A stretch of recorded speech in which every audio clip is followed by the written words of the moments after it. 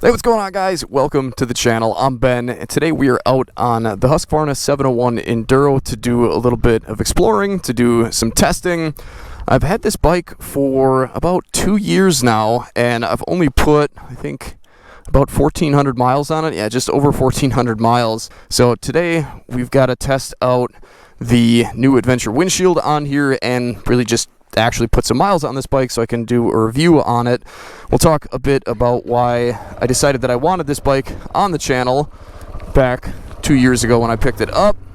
We'll talk a bit about how it's been, how it is to ride in comparison to bikes like my old KLRs, my DR650 and XR650 that I've got now, and I'll kind of talk a bit about whether or not I think purchasing this was a bit of a mistake, because it was a pretty big investment into this channel, and well, obviously, like I said, I really just have not been using it much. But first, we've got to get some gas in here. Oh man, it is just an absolutely beautiful day for a ride. Up north a bit in Oneida County with the family, actually, and I very nicely asked my wife if she would mind if I disappeared for a few hours to get a little bit of filming done while we were up here. Now, if this is my full-time career, I'm never really off the clock, which is fine. I really have never... What's that rattling? Oh, we're bashing into the... Oh, I guess we got some testing done already, so that should really get moved, because I'm crashing my Speedle navigation unit into the windshield. Do I want to try to move that? Probably not. I think it's just going to end up crashing into it anyways. And if I move the unit down at all, then it's pushing on my wires and jamming them into that windshield bracket there. So I guess we'll just hope that that doesn't cause any bigger problems.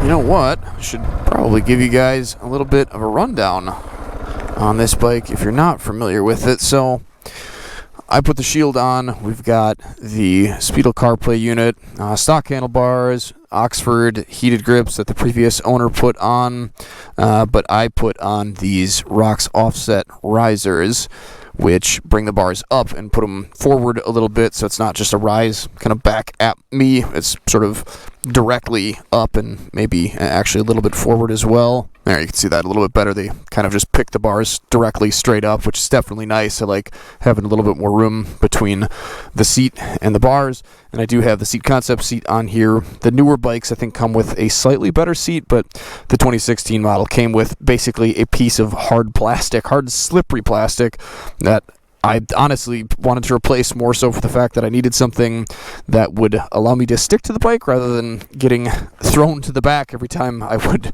go to shift gears and get back on the gas. So that is definitely nice. It's also certainly nice from a comfort standpoint. Do wish that I would have gotten the XL Comfort, the slightly bigger one, rather than just the standard, but live and learn. Previous owner did LED turn signals and a Cyclops LED headlight. Got the Van Ash Motorsports UHMD or something. It's like a cutting board material skid plate, so nice and quiet, definitely nice and thick.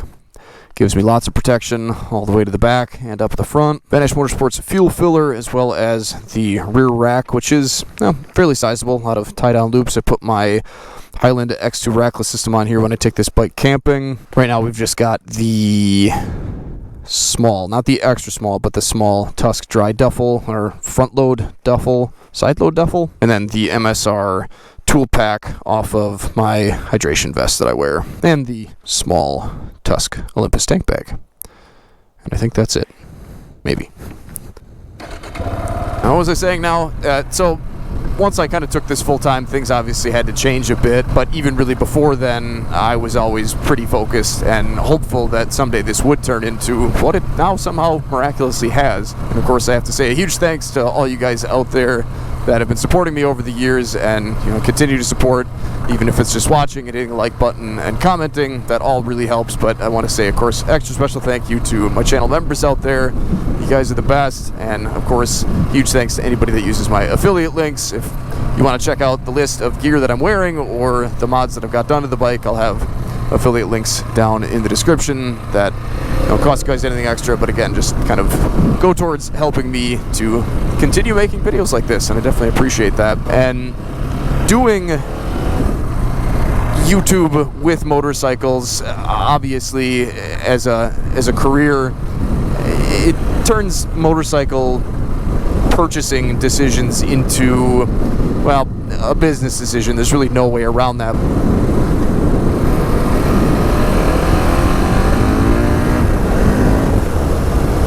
I have often found myself regretting this decision and thinking that all the money that I stuck into it would have been better placed into something else. But then as soon as I get on it and put it down a gear and twist the throttle, I remember exactly why it was that I wanted this bike on the channel. It's just an amazing motorcycle. It really is. I know it's not a bike for everyone. I know that it's not a bike that everyone can or would even want to afford. Because brand new, they're, well, I think like probably $13,000 or $14,000 now, and that is a lot of money to spend on a single-cylinder thumper, especially considering the other two bikes that I've been working on adventure builds on, the DR and the XR, are what, $7,000 new? So definitely a lot to live up to from that standpoint.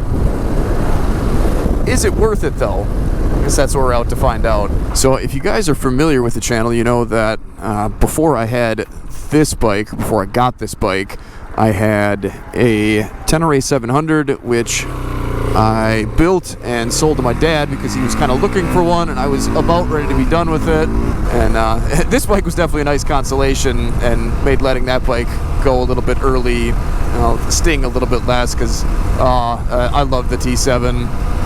That was an awesome bike and really was kind of a good boost for this channel. Got one of the first ones in the US. Before that, and I suppose actually kind of at the same time that I had that one, I also had a Gen 3 KLR 650, which I of course wanted to test because the very first bike that I started this channel with was a Gen 2 KLR. Before that, before I ever made YouTube videos or picked up an action camera, I had a DRZ 400 for my very first dual sport bike, and because I need to ride about an hour to get to any trails, and I don't really want a trailer, I'd much rather enjoy a beautiful day on the pavement, I wanted something that was going to be a little bit more road oriented or a little bit more fun on the road, a little bit more comfy on the road, and somewhere near the excitement that my bike before that provided, an 08 CBR 600RR. Obviously you're not going to get 100 horsepower out of any of the bikes that I've lifted so far. I mean, the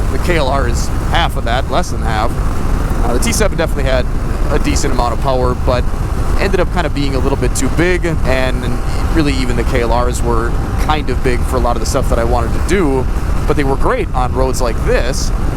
But when I became aware of motorcycles like the KTM 690 or the Husqvarna 701 Enduro that make somewhere, this is a 2016, so it makes a little bit less, but I think the new ones make somewhere around 60 to 70 horsepower. Of course, it's still just a single cylinder thumper, so on roads like this, especially without the wind protection that I've got, they're not really the ideal motorcycle, but being a single cylinder with a 6 gear, I believe, right? This is 6 gears? I think it does. It's really not a bad ride, and the newer ones have, I think, a second counterbalancer in the engine, something to smooth it out a bit more, where this one, as you can see in my mirrors there, or as I should say you can't see anything in my mirrors there, the bars are a little bit buzzy, but it's really not much different than the DR650 or the XR650. It's a little bit more of a high-frequency buzz, I guess is the best way that I can put it. I'm about to see one of the biggest differences that this bike has to offer, and that's the fact that the fuel tank is not here, but instead, it's right here. Give me some of that ethanol-free stuff, that's what we want.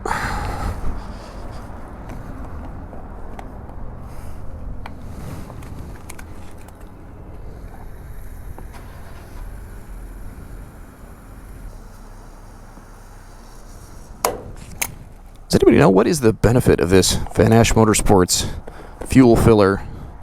I got this bike used, which is really the only reason that I was able to afford it. I actually got it incredibly reasonably. I only paid a little bit more, I think, than I did for the XR. I believe so.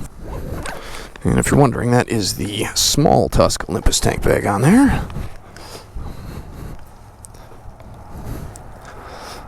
So if you guys are unfamiliar with these, the fuel actually sits kind of down here, which really sort of is a lot different from any of the other bikes that I've got. Normally you'd have all your fuel weight up here, kind of where your motor is, where now it's sort of spaced out nicely. It does kind of keep the front end low. And speaking of low, if you guys have not seen the other content that I've put out on this bike, or have heard me talk about it, when I got this from the previous owner, he had lowered it, or he had a shop actually professionally lower it 2.5 or 2.25 inches for his wife to ride. He had purchased a newer one because he liked them so much for running BDRs.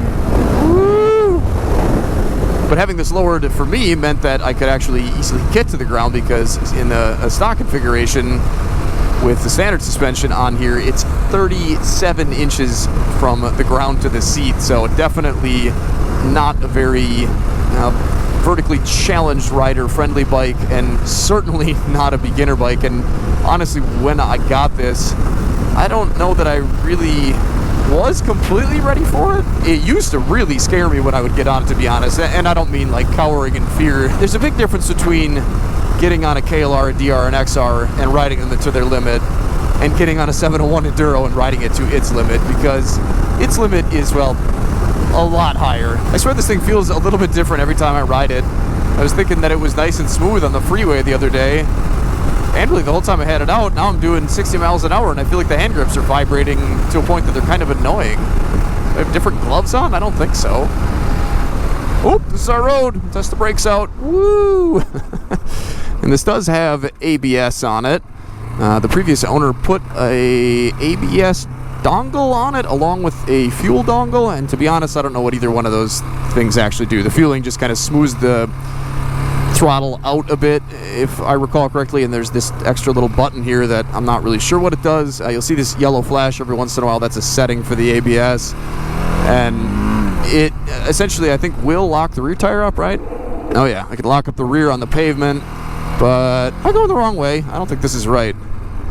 We can test out. Well, we can test out the front right here. I believe the ABS is on. Watch me dump this. Yep, ABS is working on the front, which is really nice. I like having it on the front. Honestly, anybody can make a mistake, and it's nice that it's there when you need it. And really, it does not bother me too much off-road either. Oh yeah, I got a long ways to go on that road yet. Whoops.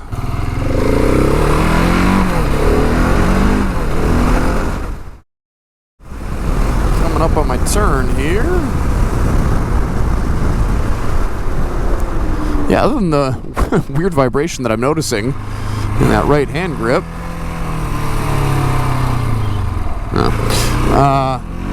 this is really just a very enjoyable bike to ride on the road. It just, with that near 70 horsepower, 60-ish horsepower, I mean, it certainly is not a CBR 600 RR, but to be honest, if I had to make a decision between what bike I would want to take out for a ride, if I still had both of them, you know, available, if they're both sitting right next to each other in a garage, I would probably take the 701 Enduro. It's not cruiser comfort, but obviously it's much more comfortable than a sport bike would be. It's so much more versatile, and while it doesn't have 100 horsepower, being that it only weighs, what, less than 350 pounds, I mean, that 60 horsepower is more than enough, and more than enough to pull the front end up. And it just, going around the corners with this bike just makes you smile.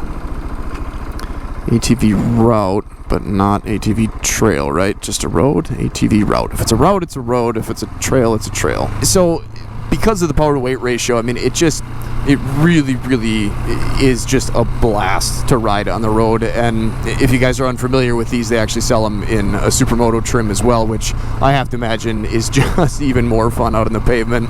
But the fact that I can have, you know, more than enough acceleration through the corners, yet still hop off and run, I mean, maybe not super intense trails today, but I mean, I've had this on single track when it was raining out. I mean, it's an incredibly capable bike. Again, more capable both on and off-road probably than I am. It's just such a cool bike, and that's exactly, I mean, I guess what I wanted to test, more specifically to see how it compared to bikes like the KLR and the Tenere.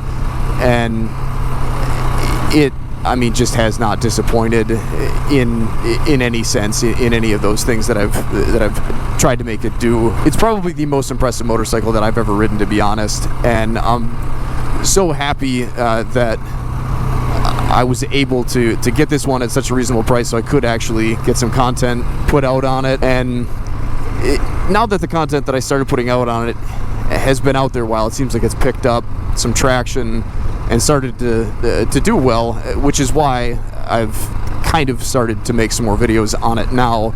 But initially, after I got it, I was really excited and thinking that all my viewers would be too, and I know a lot of you guys are probably still around from that time, but the majority of my followers were KLR enthusiasts and only KLR enthusiasts. And now that I've kind of put some time in on the XR and the DR, which I think are also really, you know, again, kind of good bikes to compare with this, where the KLR, it kind of was on the exact opposite end of the spectrum.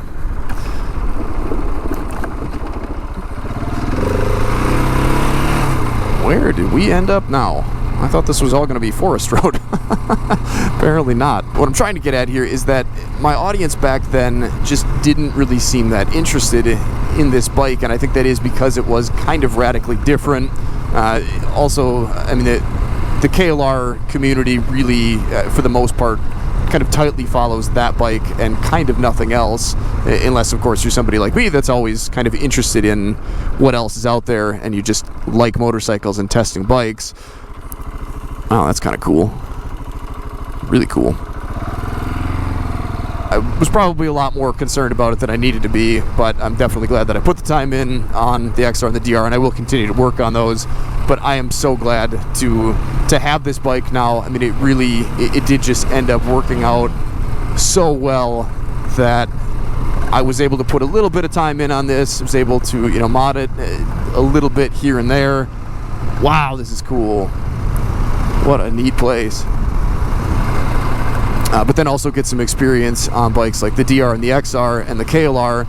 And the reason that I'm saying that, and the reason that I feel like these bikes all kind of make sense and go together, is that they're all basically built for the same purpose, not necessarily the same audience, but they're kind of built for the same purpose. They're really not that different on paper as far as being a single cylinder thumper. Some are liquid cooled like this one in the KLR, where the DR and the XR are not liquid cooled, they're both air cooled. But of course those are all Japanese dual sports, where the Husqvarna is not, and that really means that a lot less people are interested in them, which I think was also kind of why it took a while to get any traction. And again, because a lot of my followers were only interested in Japanese bikes and weren't really interested in spending over $10,000 on a machine that may very well end up in the shop. That Speedo CarPlay unit is really cool. It has a lot of great features. It's got cameras up here. It's got tire sensors, so I can check my tire pressure by just looking at the readout on it, but it's just too small to read anything on. So we are in the Oneida County Forest. Oh boy, I got a lot of trails to cover here. Oh well, we gotta hit at least one side trail though. Might as well take the one that I found. And that was kind of the other reason that I really liked the idea of buying one of these used, because since I'm trying to test multiple bikes at a time and don't really have all that much time, since now I basically only ride motorcycles during the work week and try to leave the weekends and nighttime for spending time with my kids, obviously I wouldn't be able to buy one of these, not that I wanted to buy one and have to spend all the money on it from the factory or from a dealer.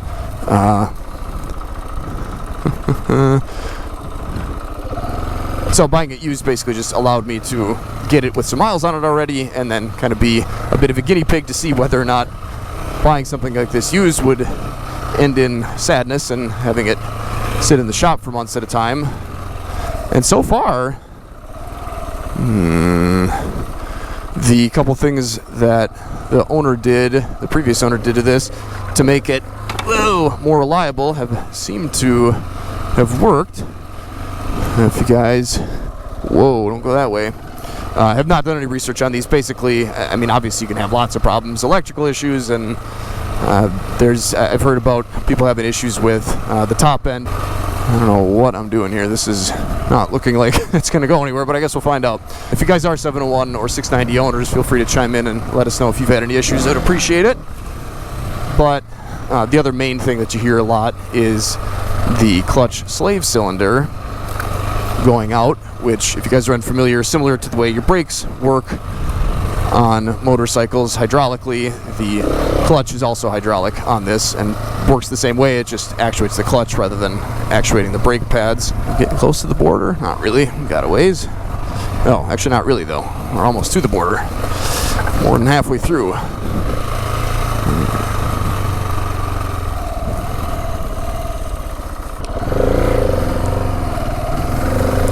But with that replaced, I have not had any problems. And obviously, like I said, I've only put about 1,500 miles on it, or 1,400 miles on it. So it's hard to say. And like I said, I do want to put a lot more miles on it this year, so we can get some more testing and get a review, and then probably move on, hopefully, to a 390 adventure. Oh, we're headed south. Not going to hit the land border. Good. Cool. This is kind of neat. This is really what I used to do, is just get out and explore, and on a KLR 650, running trails like this solo, it's not really a wise decision. Not that coming out here solo at all is ever a wise decision. It's not. You should always have somebody with you, just in case. Ooh. We're headed back. We're heating up too.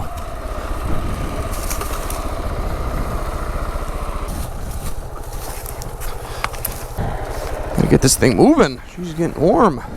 See, I mean, for this type of riding, other than the fact that the liquid cooling makes me a little nervous with all the hoses and radiators around the sticks like that, I mean, this is just an awesome bike for this type of stuff. I mean, it's certainly not like a 250 or a 300 where it's super light. I mean, it's still, 350 pounds at the end of the trail. No. Maybe not. Intersection of a trail. This is really neat. I'm liking this.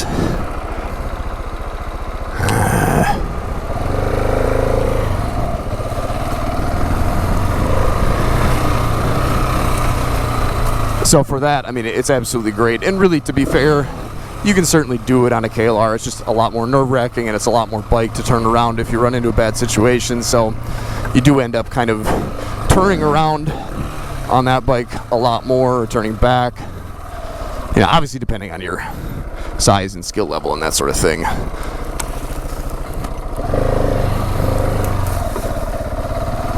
But a lighter bike, of course, is just always better off-road, and the XR and the DR, I mean, definitely would get the job done. Whew. And if you guys have seen those videos, of course, you know that I love those bikes. I don't mean to be down-talking them. They would be something that I would trust a lot more than one of these, and really are probably just about all you need. I mean, I don't think anybody needs a 701 Enduro. Whoop.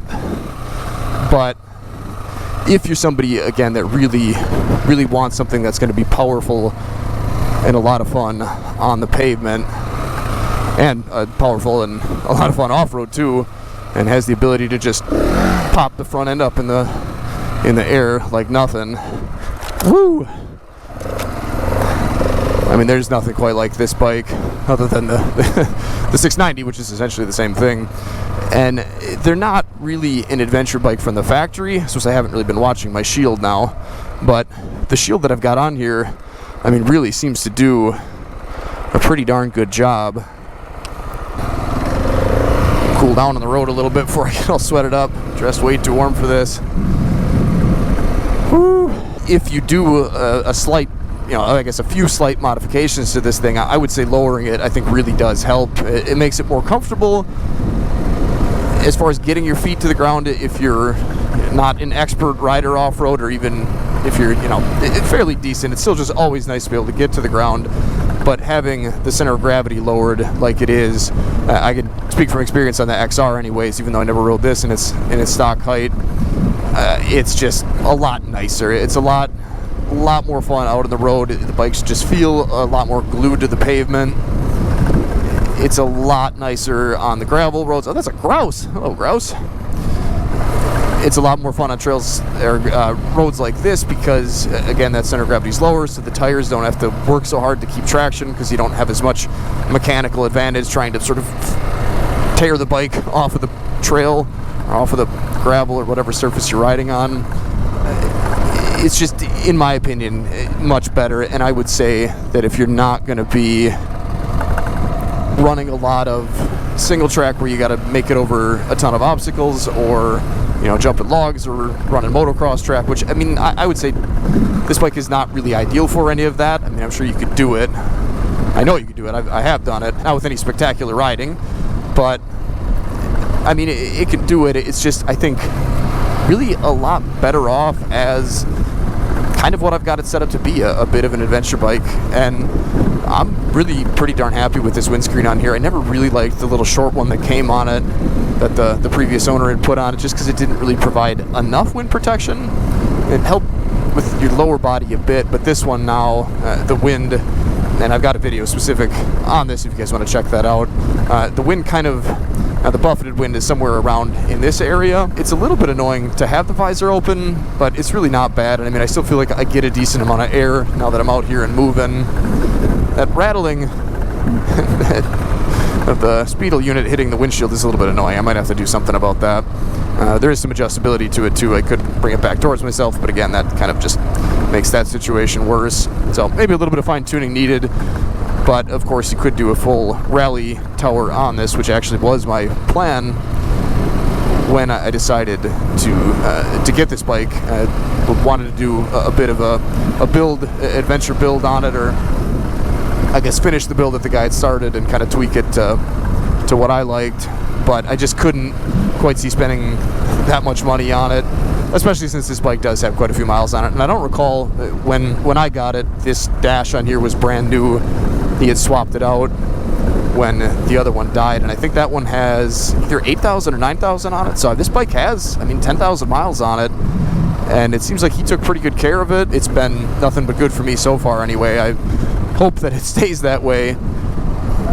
And oh man, it just does not, whoa, that is some sand. It does not seem to me like a bike, woo, that has that many miles on it. I mean, it really aged quite well. And it's just such a fun machine. It's just a beast. And I would say that I definitely do not regret investing the money in this thing to do this testing. It's really been, like I said, nothing but great from a maintenance standpoint. It's been just an absolute blast to ride. The only thing that I've really been disappointed in, other than the slightly vibey bars and the extremely vibey mirrors, is just that it didn't quite take off as well as I thought it would, or the videos didn't take off initially as well as I thought it would. And I think honestly a lot of that was my mistake. Having slightly more professional pointed videos has kind of helped, and having specific topics about things, hopefully like today's topic, has helped that. And I think this bike really does deserve some airtime here on YouTube, and a lot of you guys that like this content have said that there really just isn't anybody else out there that makes content on these, or at least not continual content. However, that might actually change soon. And after I make sure I'm still recording, we'll talk about why.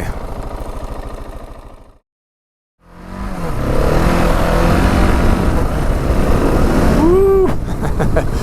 Yeah, this thing, it used to kind of scare me a bit, I think, or it was a little bit unnerving to ride because the exhaust is so quiet on it, and the vibrations are so much different compared to the thumpers that I've ridden before, which again just doesn't really make any sense. And I suppose it does. It's just the way that the engine runs. Just because it's a single cylinder does not mean that it's going to sound or feel like any of the other single cylinders.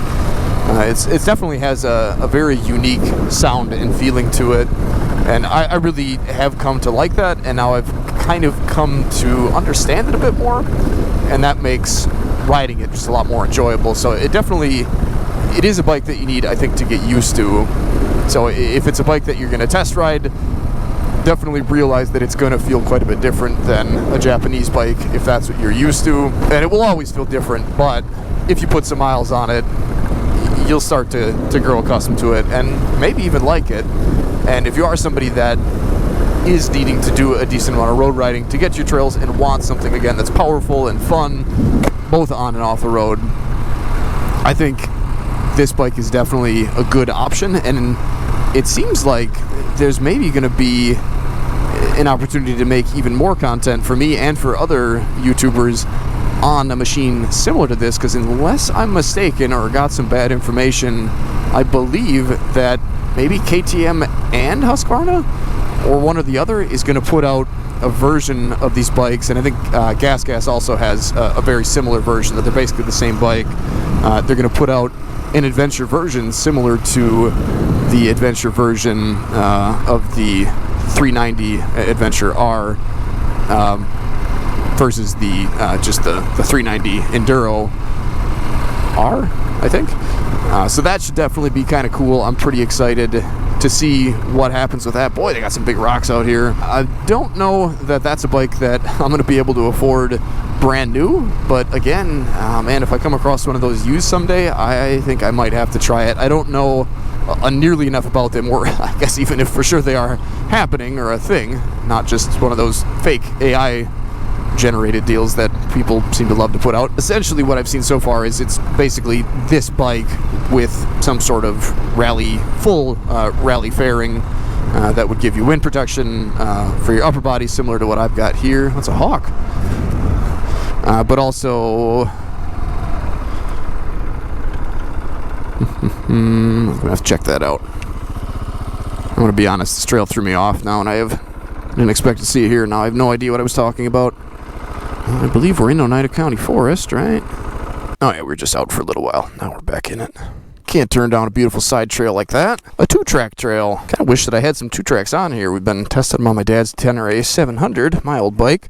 But on here, we've got the Tusk D-Sport tires, which have, I guess I don't know how many miles on them. Not the full 1,400, but close. Probably about 1,000. This came with the stock tires on it, which I did not like. Actually, not the original stocks, but the guy had put the, why can I never think of what they're called? Continental somethings. I'll put it on the screen. They're kind of a big block tire. Definitely, probably a much better suited tire for this bike for somebody that's going to spend a decent amount of time on the road and wants to really be able to push the bike on the pavement. But I prefer to be able to push the bike off-road in comparison to on. So these D-Sports definitely do a decent job. They sure do make the bike look cool. But I do kind of wish that someday I'll be able to test a set of 2-tracks on a bike like this, maybe on the rally version, which what I was talking about before I saw this beautiful looking trail was that the wind protection on those is going to be just a touch better than what I've got here. I think the windshield will be maybe a little bit further away and a little higher, so it'll provide hopefully better protection for your upper body. You do get a little bit of lower body protection with the radiator shrouds on here, but having a full fairing that connects the bottom section there, the radiator shrouds, to the windshield and the headlight area is just kind of nice. I really like that about the Tenere.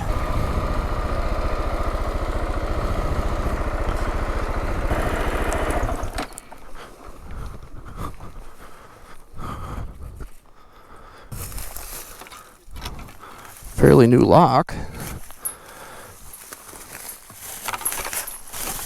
Seems like that's definitely been there a while. Oh well, looks like it's just a field anyway. Oh, I really do like how this bike looks with this on here. I wasn't too sure that I would, but I don't know. Let me know what you guys think. It really just kind of brings the whole bike together, I think, and it does look pretty decent without anything up there at all. But I like the rally-ish adventure dual sport look. Oh, one thing that I don't like about this is all the further the bars turn. So if you have to, say, spin around on a trail like this is your turning radius. Not even enough to get the bike sideways on a 2-track trail. Definitely a bit annoying and something that I would certainly hope would get changed. It's basically just how wide the neck of the frame is up here in comparison to how wide the fork tubes are set apart.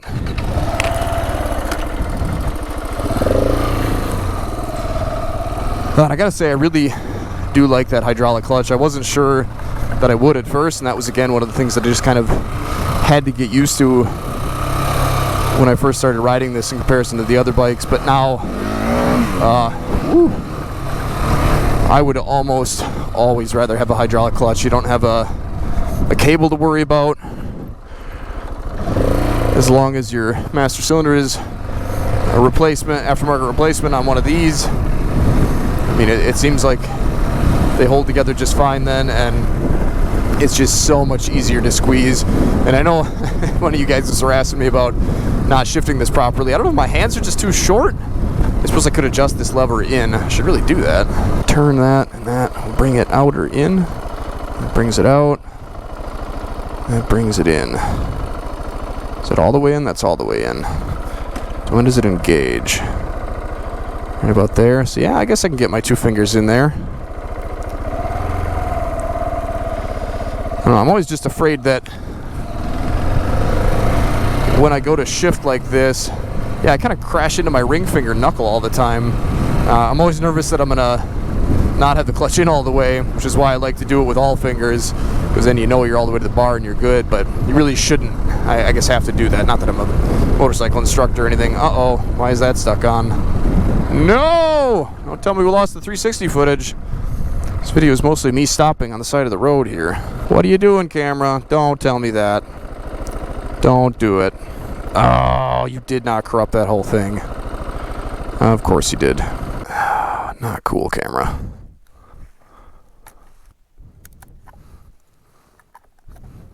File is corrupted. Awesome. Oh well. Might as well just start recording with a GoPro up there.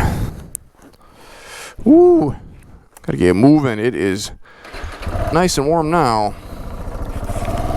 So, apologize for that, or for my camera, I suppose. As long as we got the helmet cam, that's really all we need for sure. That's what picks up the audio. Speaking of that, should probably check that.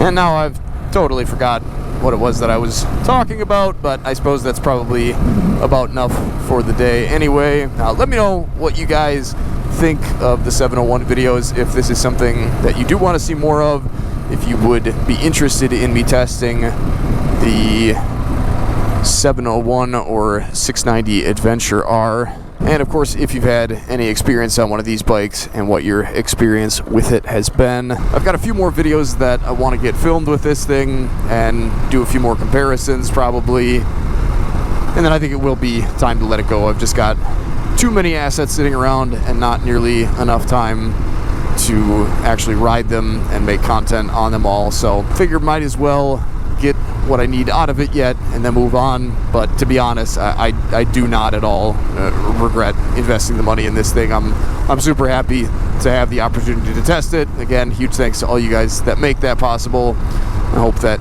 I can get some miles put on it yet and get a review on it and get the word out on this awesome machine, because even though I know it's, whoa, that's cool, even though I know it's not for everyone, I think for a select few, this is just an absolute weapon of a motorcycle. I mean, it is just such a cool bike and just the perfect tool for the job. If you're somebody that, again, wants off-road ability, wants on-road ability, but doesn't want the standard, you know, Japanese reliability over performance. I mean, these bikes are just meant to perform, not necessarily for a super long time. And that's kind of the Japanese manufacturer's goal, is to make a bike perform just about well enough, but for a long period of time with very little maintenance, where one of these, even though the service intervals are a little longer, I mean, you kind of have to expect, or you should expect anyway, that it's maybe not going to be as reliable, and there may be issues, and that's just kind of part of the ownership of a bike like this. It's definitely performance over longevity, and if that's what you're into, I mean, then I don't think there's any better bike, at least that I've ridden yet, than one of these. And if you're somebody that likes thumpers and wants something that's lightweight, I mean, this is definitely a good bike, and I will hopefully be able to prove that to you in a review video sometime soon. So I realized I never actually said much about the windshield off-road, and to be honest, it's because, well, I kind of forgot about it, which is certainly a good thing. It's certainly nice to have a clear windshield. Obviously, it's still there, as is the navigation unit. I mean, when you're seated, I guess I could see an argument for at least